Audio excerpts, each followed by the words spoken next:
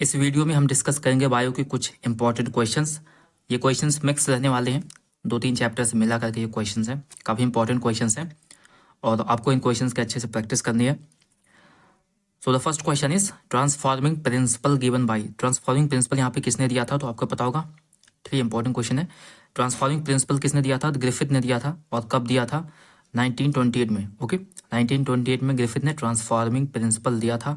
उनका क्या कहने का मतलब था कि कुछ ऑर्गेनिज्म में कुछ ट्रांसफॉर्म्ड हो जाता है और जो कि उसे बेसिकली एक तरीके से वायरुलेंट बना देता है, ठीक है। वो आपका इन्फेक्शन करने लायक हो जाता है, कुछ ना कुछ वहाँ पे ट्रांसफॉर्मेशन हो रहा है किसी भी चीज़ का। बेसिकली वो बाद में किसका ट्रांसफॉर्मेशन हो रहा था? वो डीएनए का ट्रांसफॉर्मेशन हो रहा था, ठीक है। तो उसको सबसे पहले इन्होंने बताया था कि क्या चीज़ वहाँ पे ट्रांसफॉर्म हो रही है, ठीक है। नेक्स्ट इज अगला क्वेश्चन है which of the following is the correct match. अब यहाँ पर आपको करेक्ट मैच बताना है, किसमें कितने बेस पेयर पाए जाते हैं। तो ऑप्शन आपके पास बैक्टीरियोफेज लैम्डा, क्या ये सही है? या फिर 5 × 174 है, या फिर बैक्टीरियोफेज लैम्डा का है। तो यहाँ पे बेसिकली आपसे पूछा गया है करेक्ट मैच बताना है। तो ये बैक्टीरियोफेज लैम्डा का ये गलत है, ठीक है। 5 × 174 का भी ये भी गलत है। और जो इसका राइट आंसर होगा आपका, ठीक है, 3 होगा बैक्टीरियोफेज लैम्डा, जिसमें ठीक है 48,502 यहाँ पे बेस पेयर हमें देखने को मिलते हैं। और यहाँ पे जो बेसिकली आपका बताया गया है एसिडोक्लाई का, तो एसिडोक्लाई में 10⁹ नहीं, यहाँ पे 10�6 होगा, ठीक है। Question is in human blood group when IA and IB are present together they express their own type of sugar, this is called. इसे हम क्या बोलते हैं? बेसिकली आपकी ह्यूमन ब्लड ग्रुप में जो होते हैं अलग अलग टाइप्स का ब्लड ग्रुप प्रेजेंट होते हैं और उसमें आपका एक आता है ब्लड ग्रुप A और ब्लड ग्रुप B। जब ये दोनों इसके बेसिकली इसके अंदर में पाए जाते हैं शुगर्स, इनका स्पेसिफिक शुगर होता है हर ब्लड ग्रुप का, उसके जीन से अलग होते हैं, ठीक है।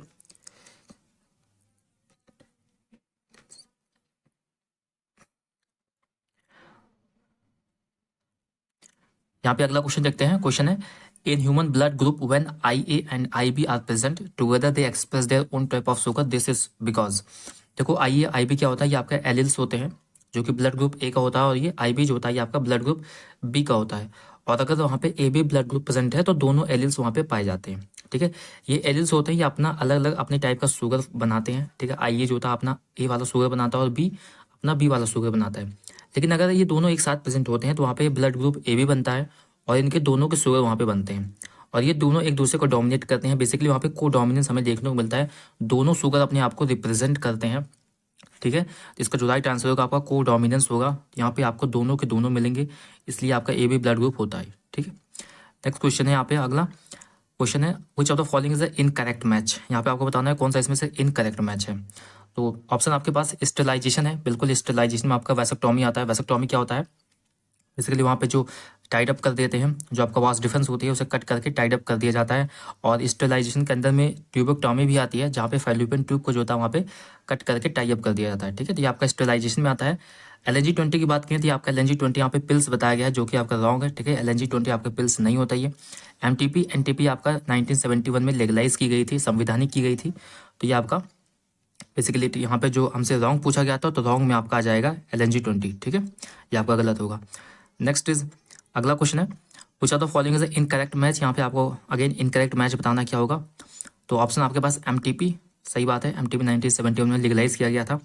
गोनेरिया आपका बताना है यहाँ पे क्यूरेबल सेक्सुअली ट्रांसमिटेड डिजीज होता है, या फिर MTP इंड्यूस्ड अबॉर्शन, या फिर फैमिली प्लानिंग 1981 थी। ये आपका गलत होगा। आप देख लो जो आपका फैमिली प्लानिंग था ये आपका 1951 में यहाँ पे स्टार्ट किया गया था, ठीक है। इसलिए राइट आंसर आपका 4 होगा। Next is which of the following is a natural method of contraception. Natural method of contraception आपका क्या आता है? इसमें ऑप्शन आपके पास है पिल्स हो गया, स्टेलाइजेशन हो गया, पीरियोडिक अब्सटेंस हो गया, या फिर बैरियर मेथड्स हो गए।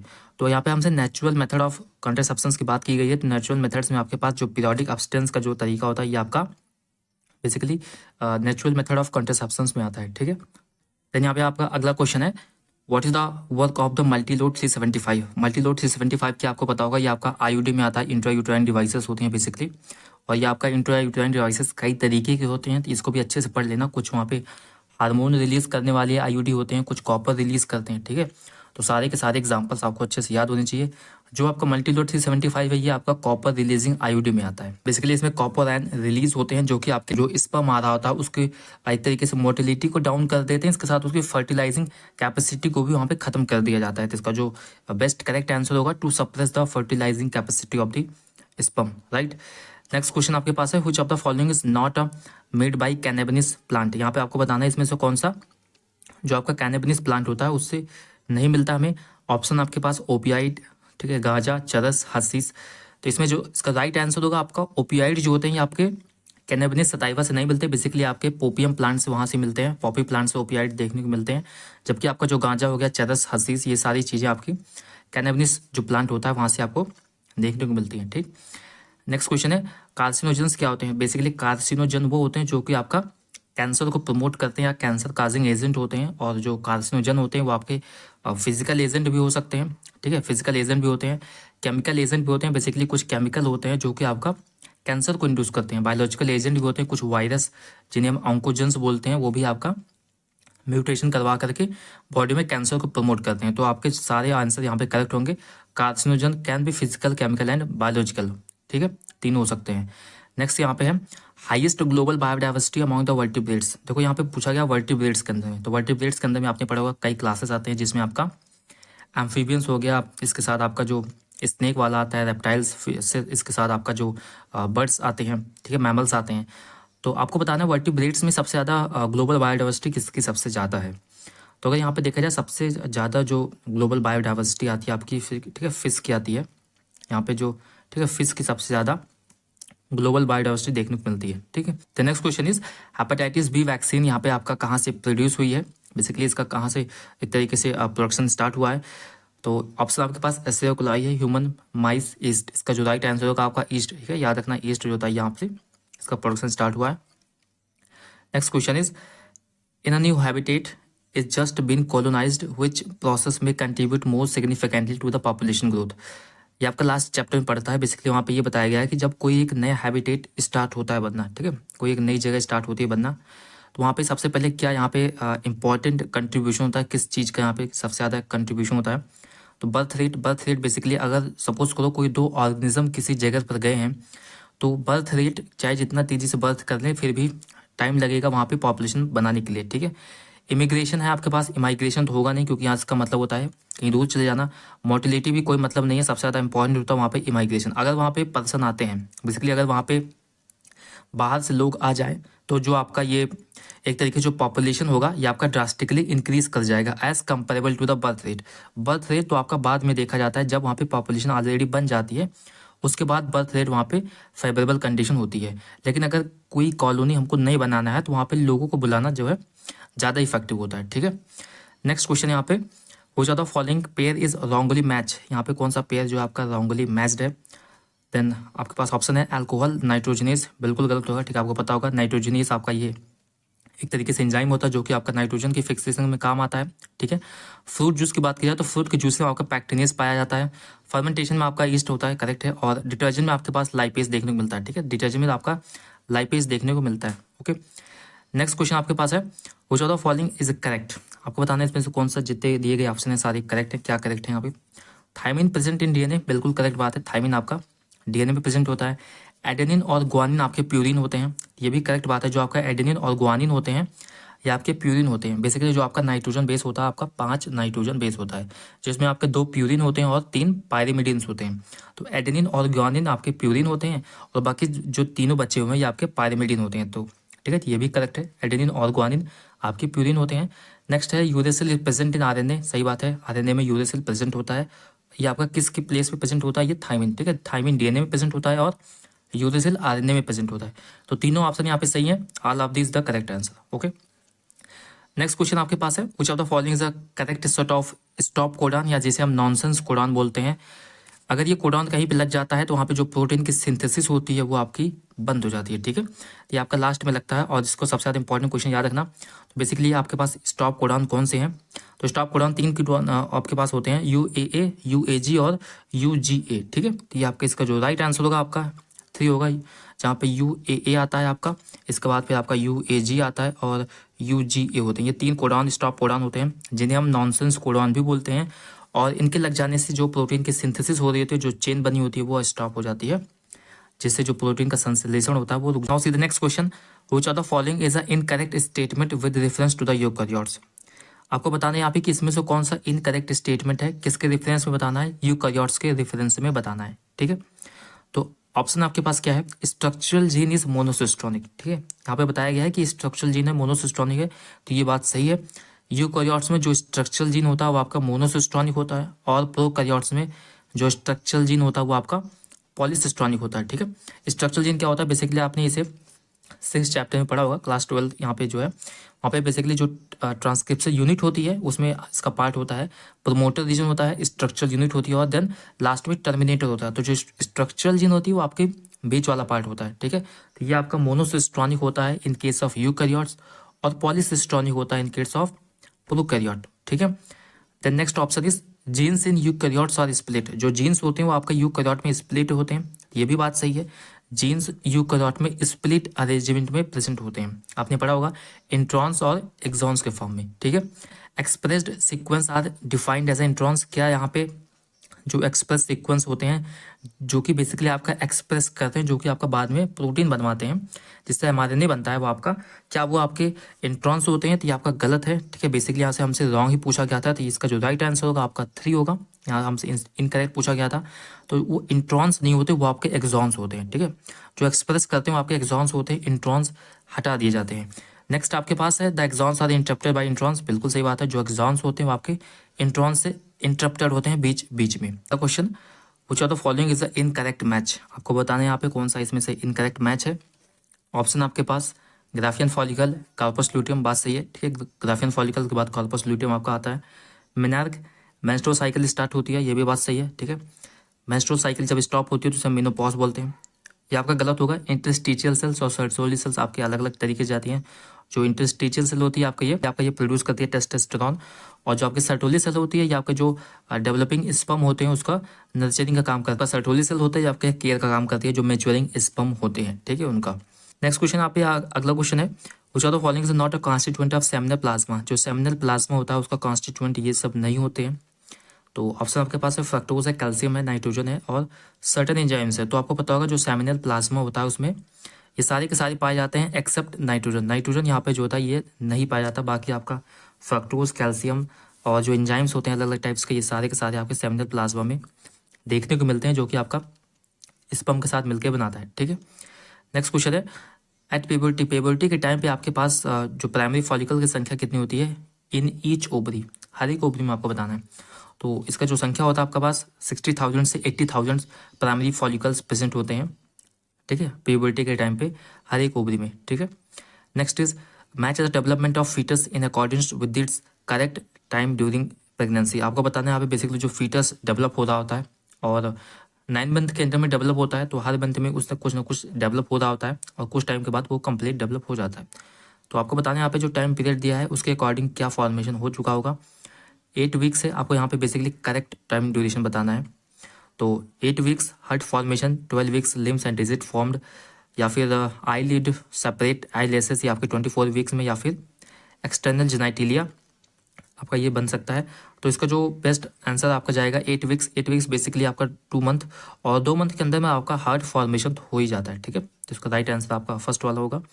Next is which of the following is matching is a correct. यहाँ पे आप बेसिकली आप बताना है कि कौन सी मैचिंग यहाँ पे करेक्ट रहेगी। ऑप्शन दिया गया आपके पास क्लीवेज कहाँ होता है, तो आपका क्लीवेज जो होता है ये आपका जाइगोट में होता है। ठीक है, क्लीवेज तो आपका जाइगोट में ही होता है। पेरीवाइटलिन स्पेस कहाँ पाया जाता है, पेरीवाइटलिन स्पेस आपका ओवम में देखने को मिलता है।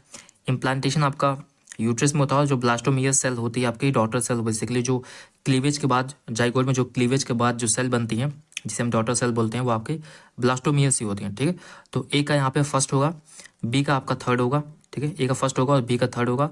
सी का आपका जो सेकंड होगा, सी का सेकंड होगा, यानी कि option first is the right answer. Okay, next is the testis are situated outside the abdominal cavity within a pouch. किस पाउच में होते हैं उन्हें हम क्या बोलते हैं, तो उस पाउच को हम स्क्रोटम बोलते हैं। Okay, next is which cell have the potency to give rise to the all tissue. ठीक है, कौन से सेल के पास ऐसी पोटेंसी होती है कि वो किसी भी तरीके की सेल बना सकती है। अपनी बॉडी में कई तरीके की सेल पाई जाती हैं। ठीक है, और वो सेल जो होती है वो आपकी किसी भी सेल के अंदर में ट्रांसफॉर्म हो सकती है। तो ऑप्शन आपके पास पैप्टिक सेल है, स्टेम सेल है, जी सेल, या फिर oxyntic cell. Right answer stem cell होगा। पता होगा आपको स्टेम सेल काफ़ी इंपॉर्टेंट सेल होती है। Next is which of the following is the correct match. अभी यहाँ आपको करेक्ट मैच बताना क्या है। पॉलन ग्रेन की वेबिलिटी 30 मिनट है क्या रोजियसी में। मैनी ओव्यूल इन ओवरी, ठीक है, कई सारे ओविल पाए जाते हैं ओवरी में, मैंगो में, या फिर वन ओविल इन ओवरी पैडी में, या फिर प्लेसेंटा आपका एंड्रोसिम में आता है। आपको करेक्ट मैच बताना है यहाँ पे बेसिकली। तो आपको पता होगा जो पॉलन ग्रेन की बेसिकली यहाँ पे जो वेलेबिलिटी होती है ये आपका 30 मिनट होता है रोजिएसी में, तो ये गलत है। ये आपका रोजिएसी में ऐसा नहीं होता, ठीक है। 1 मंथ तक की यहाँ पे जो है वेलेबिलिटी देखने को मिलती है। इसका जो राइट आंसर होगा आपका थर्ड होगा, वन ओविल इन ओवरी, एक ओविल आपके प्रेजेंट होता है ओवरी में, और ये आपका पैडी होता है, और इसका जो है ये राइट आंसर है, ठीक है। Which of the following statement are correct with reference to the papaya plant? अभी आपको बताना है with reference to the papaya plant, उसके बारे में बताना आपको क्या होता है। तो आपको पता होगा ऑटोगैमी क्या होती है, जाइटोनोगैमी और जीनोगैमी, ये तीनों के तीनों पॉलिनेशन के ही टाइप्स हैं। काफ़ी इंपॉर्टेंट है, कई बार क्वेश्चन यहाँ से पूछा गया है कि ऑटोगैमी क्या होती है, जाइटोनोगैमी क्या होती है और जीनोगैमी क्या होती है। तो आपको पता होगा पपाया प्लांट जो था ये आपका बेसिकली जो आपकी ये होते हैं आपके डायोसियस में आते हैं, ठीक है। डायोसियस का क्या मतलब होता है, डायोसियस का मतलब होता है ये आपका यूनिसेक्सुअल में आता है, ठीक है। इसके मेल और फीमेल फ्लावर अलग अलग जगह पे प्रेजेंट होते हैं। तो आपका ये क्या नहीं कर सकता, तो ऑप्शन आपके पास है ऑटोगैमी नॉट अगर, यहाँ पे ऑटोगैमी हमें देखने को नहीं मिलती है, तो ये बात सही है। ऑटोगैमी यहाँ पे हमें देखने को नहीं मिल सकती क्योंकि इसको जो मेल और फीमेल फ्लावर हैं वो आपके अलग अलग जगह प्रेजेंट है, ठीक है। जाइटोनोगैमी नॉट अगर, यहाँ पे जाइटोनोगैमी भी हमें नहीं देखने को मिलती है, तो ये भी बात सही है, जाइटोनोगैमी भी आपको नहीं देखने को मिल सकती। जीनोगैमी अगर, जीनोगैमी होती है, बिल्कुल जीनोगैमी यहाँ पे होती है क्योंकि वो फर्टिलाइजेशन का ही पार्ट होता है, और इट्स सोर्स डायोसिस शो करते हैं, तो ये भी बात सही है। इसका जो करेक्ट होगा आंसर आपका 4 वाला होगा, जहाँ पे ABCD सारे के सारे करेक्ट हैं, ठीक है। नेक्स्ट क्वेश्चन आपके पास है, which of the following is a auto immune disease. आपको पता होगा ये आपका ऑटो इम्यून डिजीज में आता है। तो कौन सा आपके पास ऑप्शन है, रूमेटाइड आर्थराइटिस, ठीक है। रूमेटाइड आर्थराइटिस जो था ये आपका ऑटो इम्यून डिजीज में आता है, okay. Next is which of the following is a correct statement. यहाँ पे जो है ऐसा कथन जो सत्य है, pneumonia is disease of stomach, बिल्कुल गलत है, ये आपका गलत होगा। Malaria is transmitted by the droplet infection, colostrum provide passive immunity, typhoid transmitted droplet infection. यहाँ पे जो बेस्ट करेक्ट आपके पास होगा कोलेस्ट्रम, ठीक है। कोलेस्ट्रम में जो होता है ये आपका पैसिव इम्यूनिटी प्रोवाइड करती है, मदर अपने, ठीक है, फीटर बेसिकली बेबी को प्रोवाइड करती है passive immunity, okay. Which of the following is a incorrect match. आपको बताना है इसमें से कौन सा इनकरेक्ट मैच है। हिस्टोन ऑक्टोमर 200 बेस पेयर, तो हिस्टोन ऑक्टोमर जो होते हैं आपके बेसिकली, ठीक है, जो ऑक्टोमर होते हैं जिसमें 80 यूनिट्स लगी होती हैं, जिसमें बात करें हिस्टोन ऑक्टोमर की, और क्या इसमें 200 बेस पेयर प्रेजेंट होते हैं, तो ये भी सही है, ठीक है, अकॉर्डिंग टू NCERT। नेक्स्ट है आपके पास टिपिकल मैमेलियन सेल जिसमें 2.2 मीटर्स DNA प्रेजेंट होता है, तो ये भी सही है। न्यूक्लियाइड क्या होते हैं, न्यूक्लियाइड आपके प्रोकैरियोट्स में पाए जाते हैं, न्यूक्लियस आपके यूकैरियोट्स में पाए जाते हैं। हिस्टोन बेसिक प्रोटीन होता है, तो इसमें तो कोई भी इनकरेक्ट ऑप्शन नहीं दिख रहा है, ठीक है। अगर कुछ यहाँ पे गलत होगा तो कमेंट सेक्शन में बताना। कुछ तो फॉलोइंग से करेक्ट मैच, आपको बताना है इसमें से कौन सा करेक्ट मैच है। ऑप्शन आपके पास है स्टैमन, स्टैमन का आपका कहाँ जाएगा, ठीक है। तो स्टैमन आपका जाता है यहाँ बेसिकली, ये आपका ओवरी दिया गया है, पॉलन ग्रेन दिया गया है, स्पोरोजिनस टिश्यू दिया गया है, और पॉलन एलर्जी दी गई है, ठीक है। इसका जो राइट आंसर होगा आपका ए का थर्ड होगा, स्पोरोजिनस टिश्यू से बेसिकली वो मिलकर बना होता है, ये भी बात सही है। एंड जर्मपोर आपका पॉलन ग्रेन में जाएगा, जर्मपोर आपके पॉलन ग्रेन में आपको देखने को मिलते हैं। Now see the next question, which of the following is a correct match. आपका बताना है इसमें कौन सा करेक्ट मैच है। स्टेमन, समपोल, पार्थेनियम और लॉक्यूल। तो पार्थेनियम जो होता है आपका ये ग्रास होती है जो कि आपका पॉलन एलर्जी को कॉज करती है। लॉक्यूल आपके बेसिकली ओवरी में पाए जाते हैं, ठीक है। इसके बाद जम्पोल आपका यहाँ पे पॉलन ग्रेन में देखने को मिलता है, और स्टेमन आपके स्पोरोजिनस टिश्यू में देखने को मिलते हैं, ठीक है। तो option number third is right answer, A का 3 हो जाएगा, और बी का सेकंड, सी का यहाँ पे 4 हो जाएगा, ठीक है, एंड डी का यहाँ पे फर्स्ट हो जाएगा, okay. Next is in which part of the body due to the high quantity of alcohol consumption cirrhosis disease देखने को मिलती है, ठीक है। जो आपका सिरोसिस डिजीज होती है, काफी इंपॉर्टेंट क्वेश्चन है, इसको याद रखना। सिरोसिस डिजीज आपका अल्कोहल ज्यादा पीने से होता है, और ये आपका इफेक्ट करता है लीवर को, ठीक है। ये आपका यहाँ पर लीवर डिजीज पूरी तरह से डैमेज हो जाता है लीवर, और फिर आगे के जो अदर फंक्शन है वो भी डैमेज हो जाते हैं, ओके।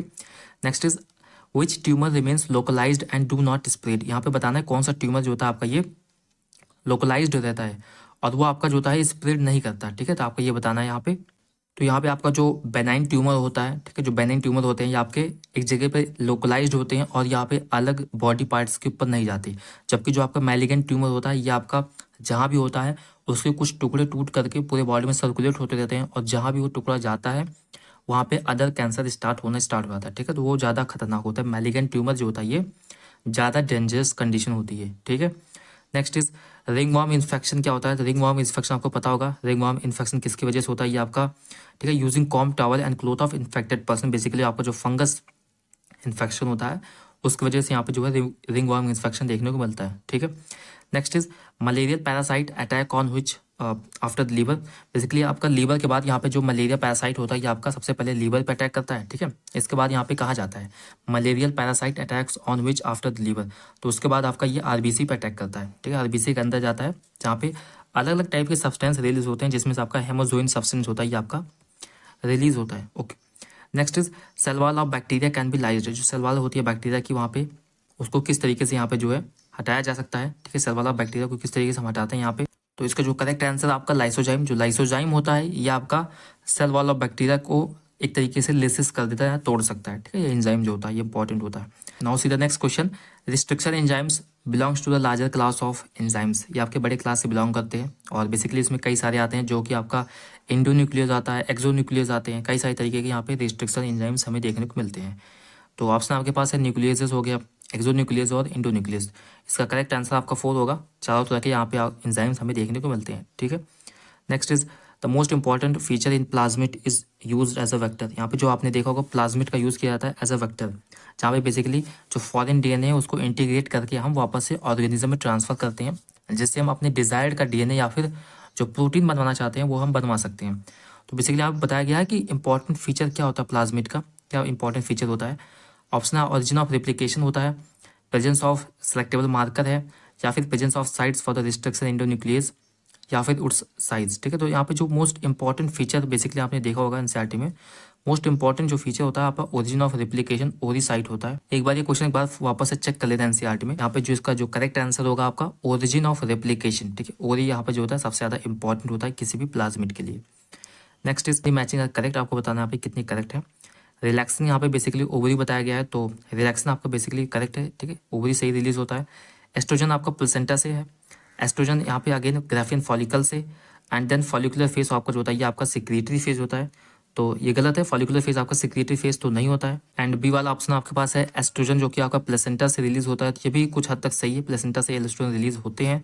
एस्ट्रोजन आपका ग्राफियन फॉलिकल से, तो ये गलत होगा। इसका जो मोर यहाँ पे जितने भी मैचिंग है 3 मैचिंग है यहाँ पे आपके करेक्ट है। अगला क्वेश्चन है and question is discontinuous synthesis of DNA occurs in one strand. आपने देखा होगा एक स्ट्रैंड में कंटिन्यूअस सिंथेसिस होती है और दूसरे में डिसकंटिन्यूअस सिंथेसिस होती है। तो ऐसा क्यों होता है? ऐसा इसलिए क्यों होता है क्योंकि DNA molecule being synthesized very long, क्या वो बहुत ज़्यादा लंबा होता है इसलिए, या फिर DNA dependent DNA polymerase catalyse the polymerisation only one direction. इसका जो बेस्ट एग्जांपल यानी कि बेस्ट आंसर होगा आपका ये सेकंड है, जो कि आपका जो डीएनए डिपेंडेंट पॉलीमरेज होता है ये आपका 5 प्राइम से 3 प्राइम की तरफ जाता है, और इसी वजह से एक सीक्वेंस कंटिन्यूस में और एक सीक्वेंस डिसकंटिन्यूस सीक्वेंस में हमें देखने को मिलती है। तो ये थे कुछ important questions of biology. In questions के अच्छे से प्रैक्टिस कर लेना, थोड़े कंसेप्चुअल क्वेश्चन थे लेकिन अच्छे क्वेश्चंस थे, ठीक है। और जो आप जनरल क्वेश्चन पढ़ रहे हो या इजी क्वेश्चन पढ़ रहे हो उनकी भी प्रैक्टिस अच्छी है, इंपॉर्टेंट है, उसको अच्छे से करते रहिए, क्योंकि इस तरह से भी क्वेश्चन आपके एग्जाम में देखने को मिल सकते हैं, ठीक है। और आपके एग्जामिनेशन में बहुत ज़्यादा कम टाइम बचा हुआ है, तो आपको अभी अच्छे से पढ़ाई करते रहना है। जो भी आप कुछ रिवाइज कर रहे हो उसको आप रिवाइज करते रहिए, और क्वेश्चन की प्रैक्टिस आपके लिए सबसे ज़्यादा इंपॉर्टेंट है। So thanks for watching the video.